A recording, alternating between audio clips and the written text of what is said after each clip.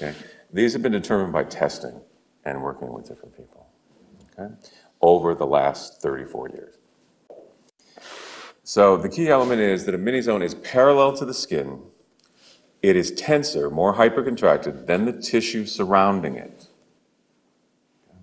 So then, within that, they're going to be vertical to the bone. There are going to be what are called yang block subos, or trigger points. Okay? There's going to be 2 to 3, usually 2. And I need to find those access points, because by releasing those access points, I'm going to reduce the intention, reduce the tension over the entire mini zone. Okay? So like, I'm going to go from bone to bone, I'm going to find all the mini zones, which will be 2 to 3. Then I'm going to take the biggest mini zone, I'm going to cross fiber. Sweeping is going along the length of the musculature, cross fibering is going perpendicular. Okay?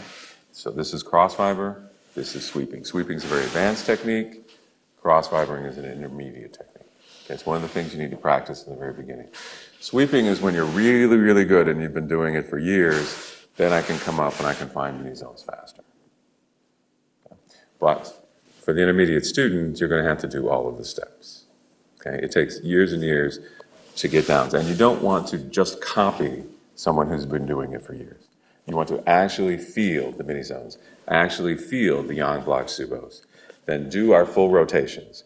So what we want is an LVPD, a location, a vector, a pressure, and a duration for every point that we treat.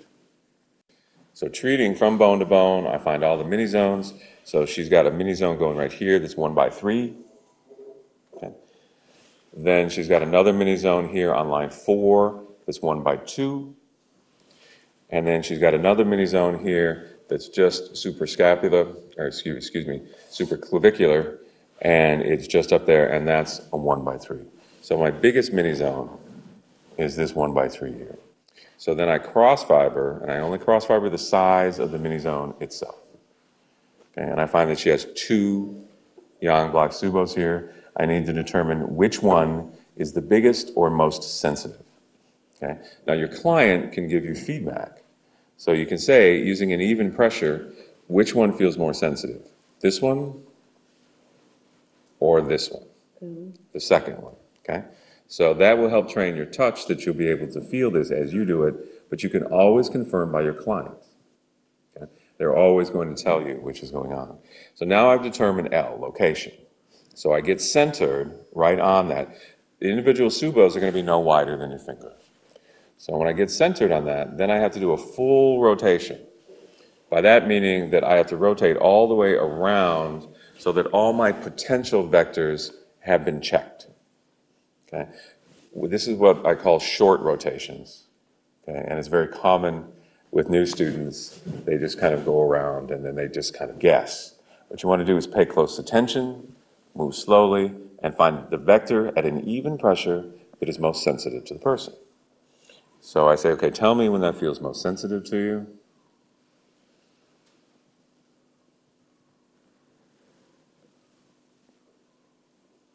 Right there, okay?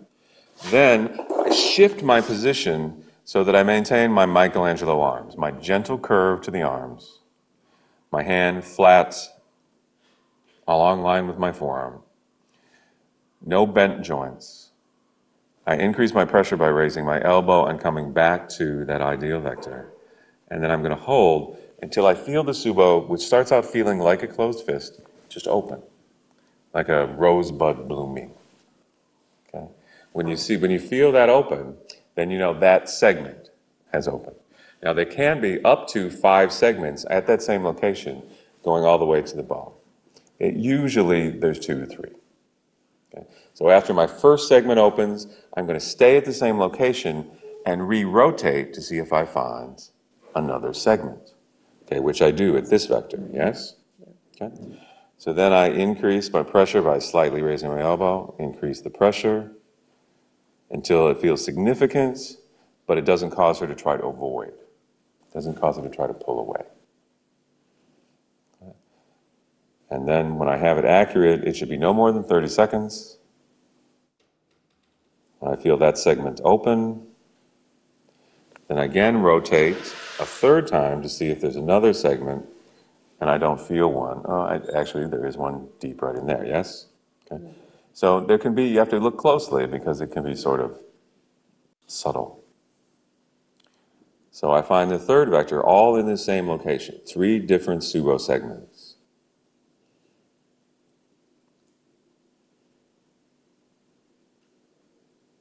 Now, when that opens up, that has changed the whole. Now the mini zone that was tense over this whole 1x3 area here, okay, has now changed dramatically.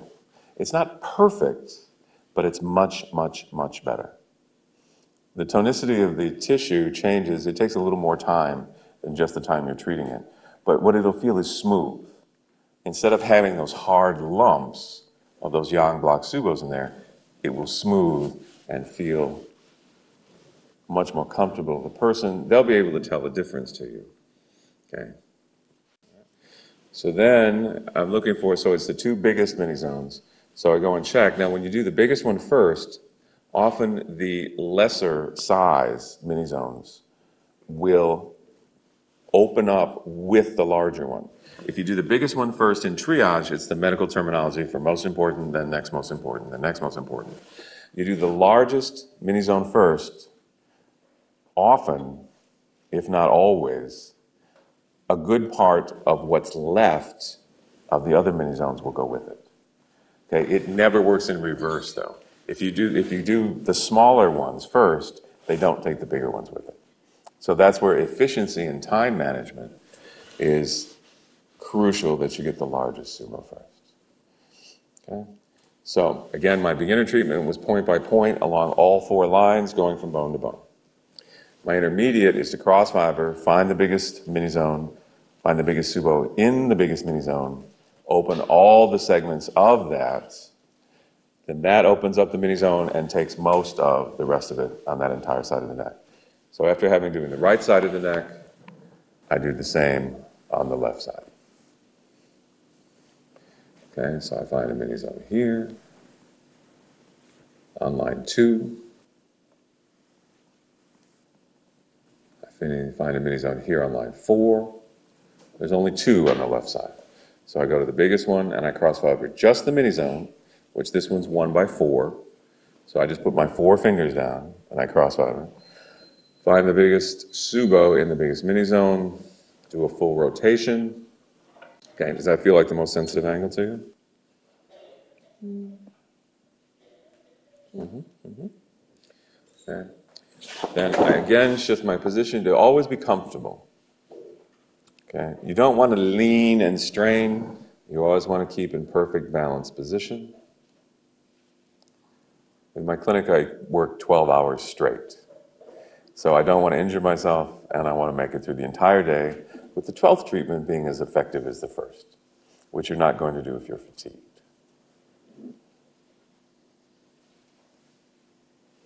Okay, as that opens up that whole mini zone. The head does move, so you can angle to make sure that you're getting all aspects of the mini zone that you're looking for. Okay. So having done both sides of the neck, I'm going to shift over and do the cranial release. The first one I'm going to do is the frontal bone. I'm going to take and I'm going to find right where the nasal bone meets the upper orbit, and then 1 cun or 1 centimeter directly superior, there's a fossa. I'm going to contact those 2 points. My vector is going to be directly away from the face or up. Okay, and I'm going to hold that for 30 seconds. My second point is I'm going to follow the orbit until I find what I call the location fossa, which is at the end of the natural eyebrow. No matter how their eyebrows are shaped, at the end of what would be called the normal eyebrow, there's going to be a fossa. And then I'm going to go for the zygomatic bone, 1 cun directly superior.